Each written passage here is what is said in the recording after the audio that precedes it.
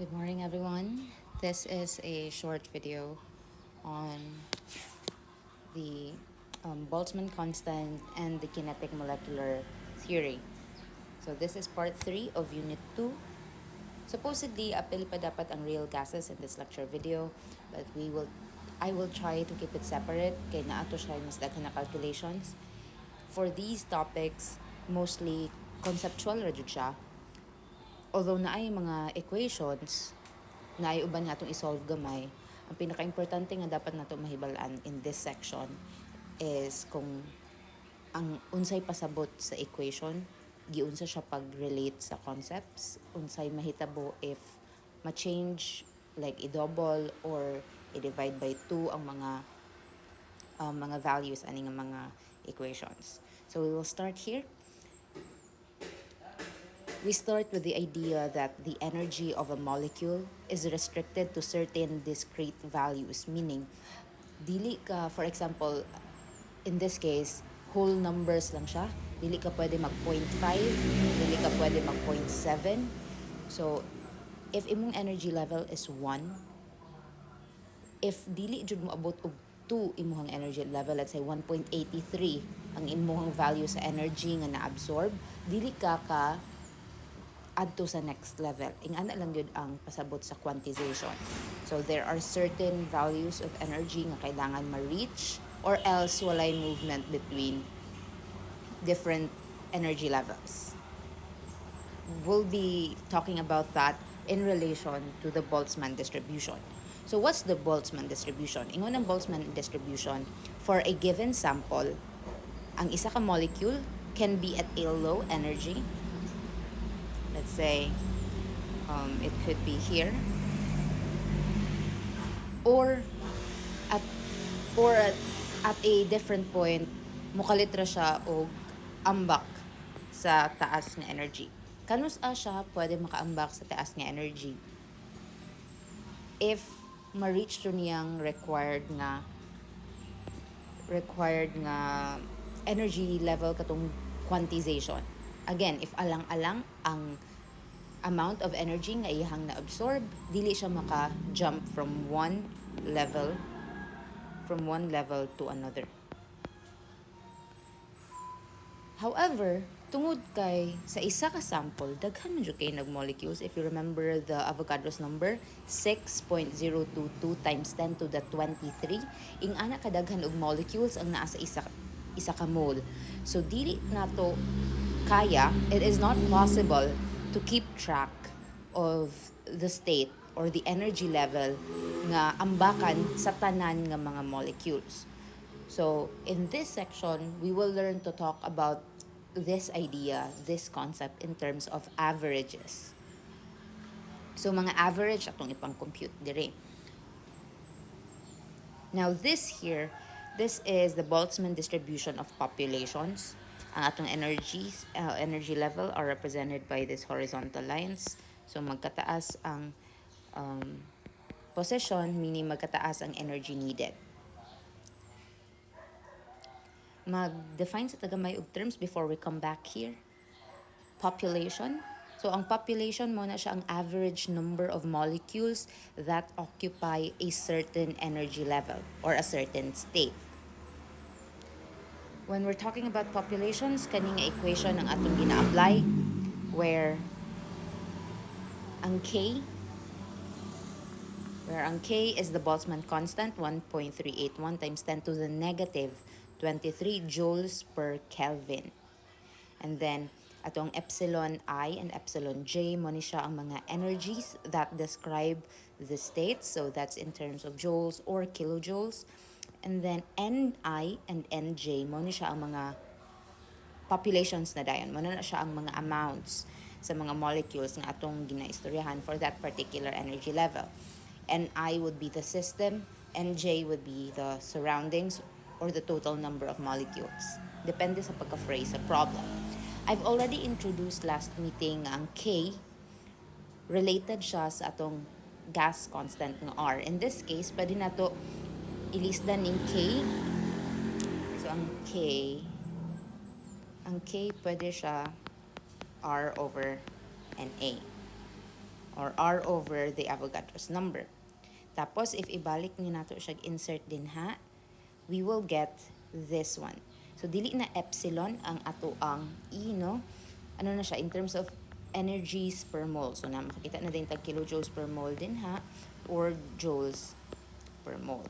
And then, instead of K, we now have the gas constant R with the value 8.3145 joules per mole Kelvin. Always daw when we're talking about energy levels, na-adjud per me ang term sa temperature. Nga naman, if we go back here, nakabutang, here, dako kay font, only the temperature affects the distribution of molecules over an array of levels. Kung atong balikon og tan-aw ni atong Boltzmann distribution, at temperature 0,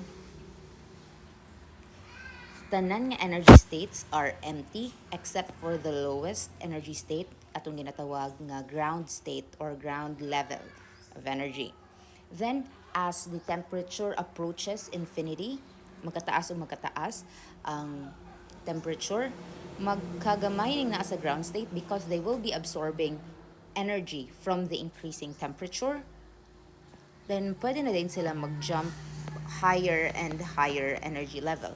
In such time nga makaabot sila sa specific nga temperature nga even na dayon ang distribution of all molecules throughout all the excited states. Ang excited states muna sila ang mga higher energy levels. Muna na akong gibutang diri in the red font. At temperature approaching infinity, higher excited states start to fill up until the distribution becomes even. So mauna ang ato ang Boltzmann distribution. So let's look at this example over here. It's ingon diri, an equatorial form of methyl cyclohexane lies 6.0 kilojoules per mole lower in energy than the actual form. Find the relative populations of molecules in axial and equatorial states at 300 Kelvin. So, ang ato ang system, ang ato ang axial, ato ang surroundings will be, or ang totality sa ato ang system will be the equator, represented by the equatorial molecules. If you remember, muna siya ato ang methyl cyclohexane, gikan sa inyong organic chemistry, naka both twisted chair configuration, if you remember that. Muna siya ato ang chair configuration. Axial, if it's up or down, then if it's bent horizontally, muna siya itong equatorial position. So, ang pasabot daw is pangitaon nato ang relative populations. So, fraction atong gipangita of molecules in axial and equatorial states. So, pwedeng atong pangitaon is ang axial relative to the equatorial or equatorial relative to the axial. Ingani nako pagkasulat ang starting equation, meaning we're looking for the population of the axial molecules in relation to the equatorial molecules. Pasabot, ang atong gina-focus kay ang axial. Giingon po diri, natay 6.0 kilojoules per mole lower in energy daw atong equatorial form than the axial form. So, balik ta sa ato ang formula. Dili man epsilon ang gihatag, no? Ang gihatag is already in terms of kilojoules per mole. So, kaning equation atong i-apply. So, this is axial, this is axial, this is equatorial, this is equatorial. Since ang giingon sa ato ang problem is that the equatorial form is 6.0 kilojoules per mole lower in energy, kani siya nga part over here, kani, muna na siya lower 6.0 kilojoules per mole. Muna ipasabot sa lower in energy daw atong atong equatorial. So, giminus na siya daan and it was found nga na ay negative 6.0 difference between those two. So, ang ato lang ding i-plug in din would be, let me erase these. Ato lang dayon i-plug in would be E negative 6.0 kilojoules per mole. So, that's the E or energy nga part. divided by 8.314. 5 joules per mole Kelvin times 300 Kelvin. Cancel, cancel, cancel, cancel. Notice this is in terms of joules, this is in terms of kilojoules. There should be a conversion that will occur either kani himuon nimong joules or kani himuon nimong kilojoules. As long as you do it correctly, you should arrive at the answer nga 0.090. Ato ang N equal over N equatorial. Unsay pasabot ana? If we convert this value in terms of percentages, that is 9%. Meaning, imuhang equal is 9% of the total equatorial population. So if na kay 100 100 molecules of equatorial nga molecules, then naa dayon kay 9 dayon nga corresponding nga axial molecules. Relative populations man ang ato ang giistoryahan. So ing-ana lang. Ato alang yung dapat pinaka first nga buhaton is to understand the problem kay aron kabaluta unsaon pag-apply ato ang mga equation. Kaya if you didn't understand this part over here, wala kay ibutang sa energies nga part. So you have to understand. How do you understand a problem sa mga ingani? Wala tayo laing choice kundi to practice so that we will see the pattern kung ginaunsa og phrase ang mga problems. Unsay pasabot usually if ginaingon niya what if lower in energy or higher in energy, if relative populations, so unsay ginaghimo nato sa ato ang mga problems, because I cannot introduce you to all the types of problems, all the types of phrasings. That would take too long. Daghan kaayoy examples sa book. So you can take the book and the end of chapter ng mga questions and you can try to answer those, or even if inyo na lang jung basahon ang mga questions, then if naamoy part nga like dili ninyo, like you have no idea unsay pasabot ani, unsaon na siya pag-translate into equation, kato na lang din inyuhang tryan og answer, look up the solutions kay aron dili kaayo time consuming. Anyway, let's go back to the actual lesson. So we're done with the Boltzmann distribution. Again, ang Boltzmann distribution nag-ingon lang nga based on temperature, ang population of your molecules will jump until such a temperature nga even na tanan or patas na ang distribution of your molecules due to increase in temperature, and then temperature lang pod ang naka-affect sa distribution sa imuhang molecules. Kabalo ko guys, nasaba sa background, I am near a car wash, so that's a high pressure hose you're hearing. Please bear with me. Hapit na tamahuman.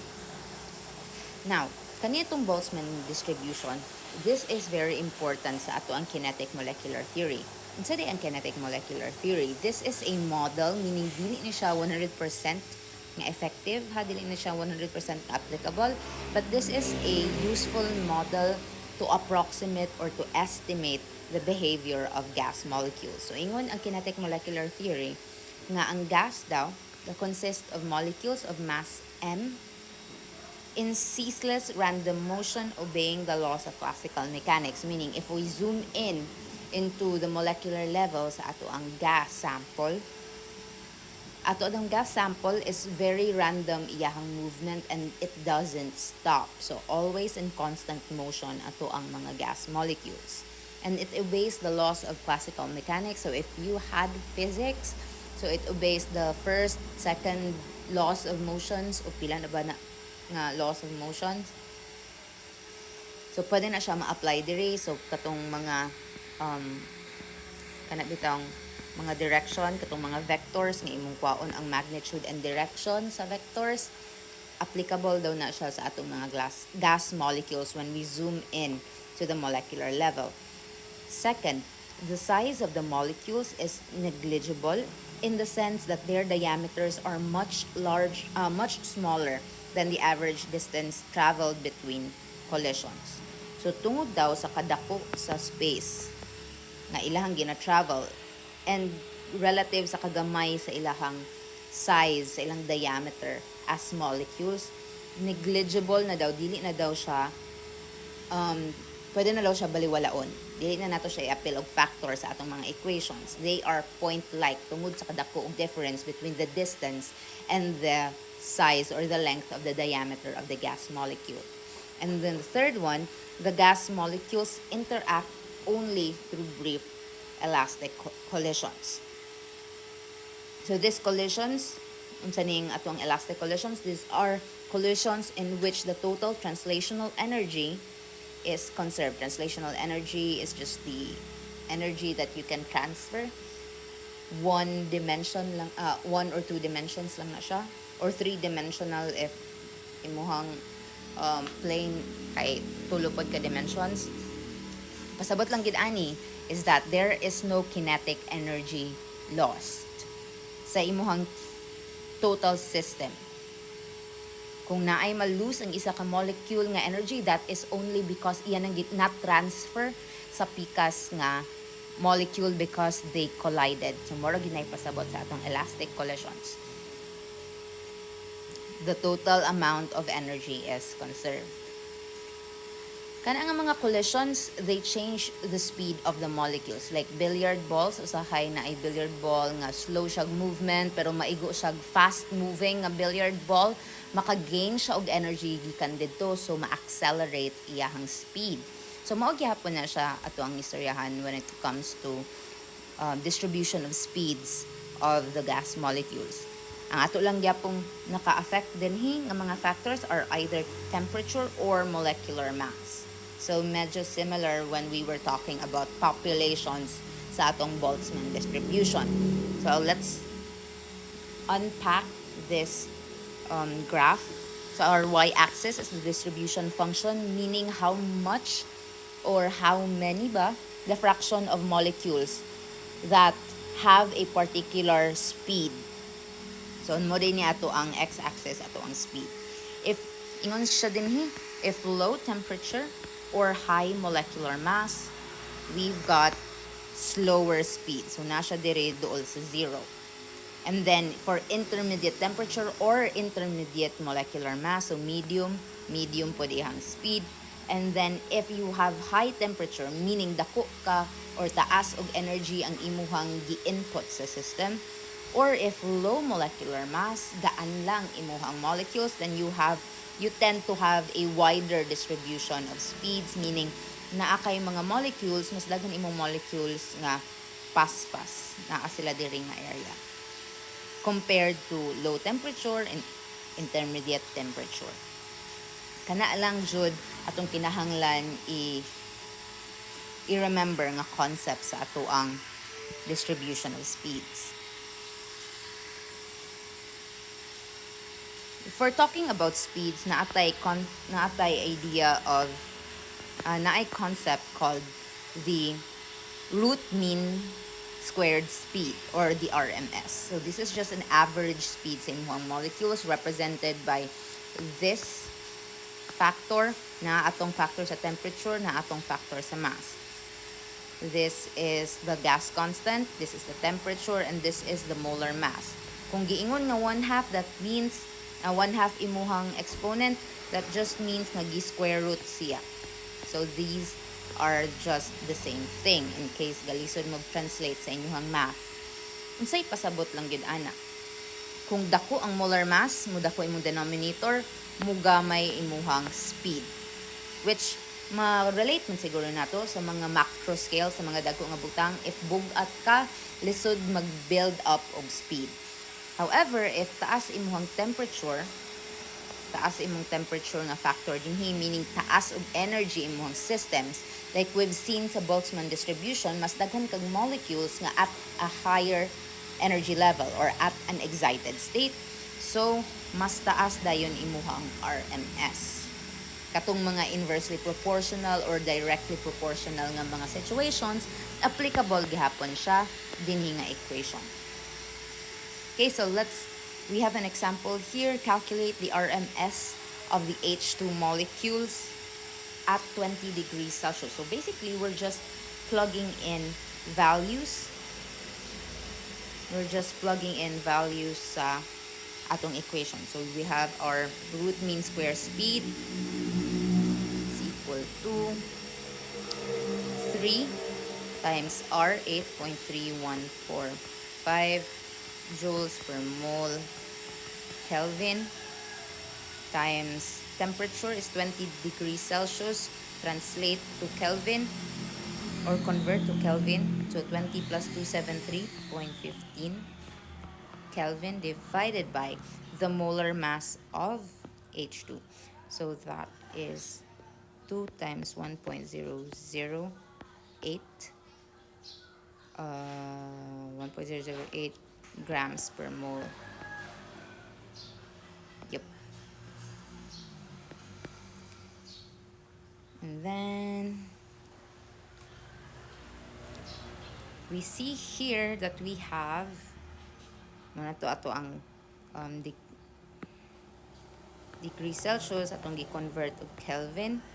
Ang grams then atong i-convert og kilograms. Later on, I will tell you why. Kani ato ang problema.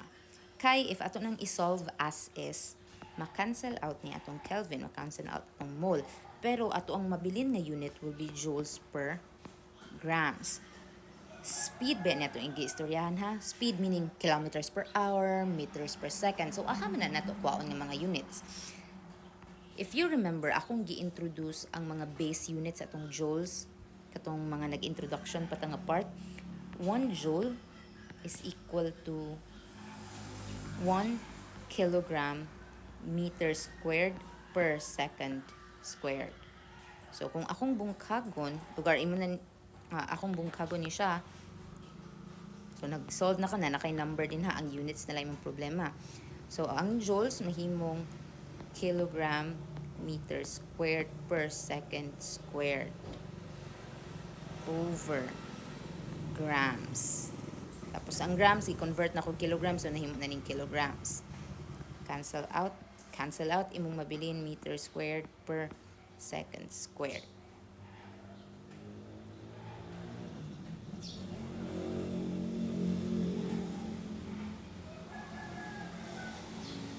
Tapos, ay kalimot nga square root ni siya. So, ma-square root pod na imuhang unit. Ang mabilin din lang din sa imong unit is m over s. Pati ang number ni mo diri ha is square root ug apil. So, mao nang you will end up with m over s, which is still a unit of speed. Okay? So, dili lang siya diretso og apply ang equation nga humanadayon ka, tan-awon po nimo kung unsa imong gipangita and mag-match ba na siya sa unit ng imong gihatag sa akuha. If dili gali, then there is a need for conversion. So kinahanglan gyapon nato itong mga conversion factor, di nato siya limtan. Okay. So that's it for our distribution of speeds. For the last two sections, we have collision frequency and mean free path. Diri wala tay solving i-implement, although naa siya equation. We just need to know kung unsa ni siya. Dili ni siya kanang like relevant kaayo or dako kayo impact sa inyong field of study. So dili nato siya kanang tinud-on. Okay? So ang collision frequency, for a reaction to occur, diba, kinahanglan magbangga sila, and ang imuhang mga reactant, lugar na kay reactant A plus B, kinahanglan mag-abot na sila ng mga molecules para maka-form sila og reaction. How fast a reaction also relies on the collision frequency. So, unsa sila kadalas magbangga. If dili sila like 1 out of 100 times lang sila magbangga ang imong mga molecules, so dili kayo paspas imong reaction. Okay? So that's the average frequency in which molecular collisions occur. So unsay mga factors nga kinahanglan pwede nato ma-adjust para mas mutaas atong collision frequency. So first, we've got collision cross section, so the area of nga pwede makollidan sa imuhang mabanggaan sa imuhang molecule. So that would depend on how large the molecule is and sa iyang shape, dira nga mga factors, but we're not going to talk about that now. Relative speed, how fast the molecule is. Kaya diba, if pasmas imong molecule, so mas mabangga siya sa other molecule, mo banda siya og kusog. So maka bangga na po dayon siya glain nga molecule. Mas paspas kaysa sa kung slow speed siya, at the same amount of time, mas gamay og molecules ihang mabanggaan. Then pressure. Nganong naatay pressure na factor dinhi? If you remember sa atong gas laws, kung i-increase nato ang pressure, muubos ba ya ang volume? Diba? Mas mugamay ang space. So kung mas mugamay ang space, tapos same ra imong number of molecules, Bukar, you have 3 molecules. Tapos imong gitaas ang temperature, so ang pressure, so ni gamay ang space. Mas dakog possibility or probability nga magkabangga imuhang mga molecules because there's only so much space that they could travel. Mo nang mas taas ang probability nga naa kay collision, mo taas imuhang collision frequency. So mo taas imuhang pressure, muubos imuhang volume, ang result mo taas imuhang collision frequency. Next, imuhang temperature. Unsay mahitabo daw if itaas nimo imuhang temperature, unsay effect niya sa imuhang what's that called? Sa imuhang collision frequency.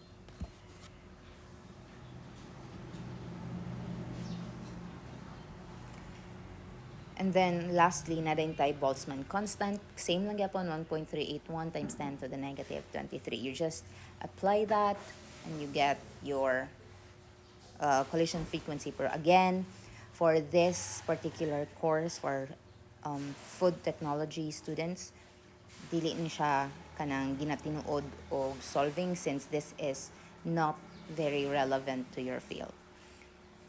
Next, we have mean free path. Unsa na siya ang mean free path? This is the average distance a molecule has to travel between collisions.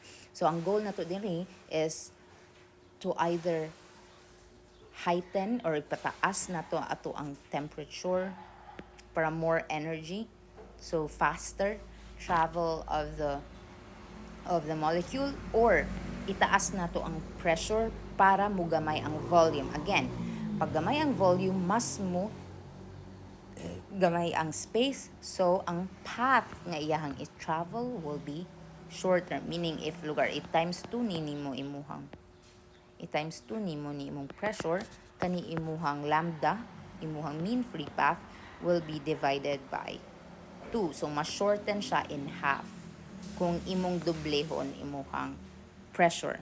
Ing ana lang yun siya. Okay? So, ang pinaka maka-affect jud sa imuhang mean free path will be the pressure since mo may maka-affect sa volume or the space of your system na kung aka naglihok imuhang molecules. That's it for this section of Unit 2. If you have any questions sa GC, pwede niyo siya i-ask. If you've tried solving for questions related to this topic and you're not quite sure if you did the right thing, like sa solution, kay makitaan mo mo ang answers ana sa book. Kitaan po mo siya sa internet. If you did the correct solution, then gusto niyo siya ipa-check, that is also fine. I will be checking the GC man po. If ever you've chosen to use ChatGPT or whatever AI or large language model ang imuhang igamit to check your solutions, please make sure that you understand what it did and how it did it. Kay aron pag abot sa exam, ma-translate siya into answers na correct pod sa exam. Okay, that's it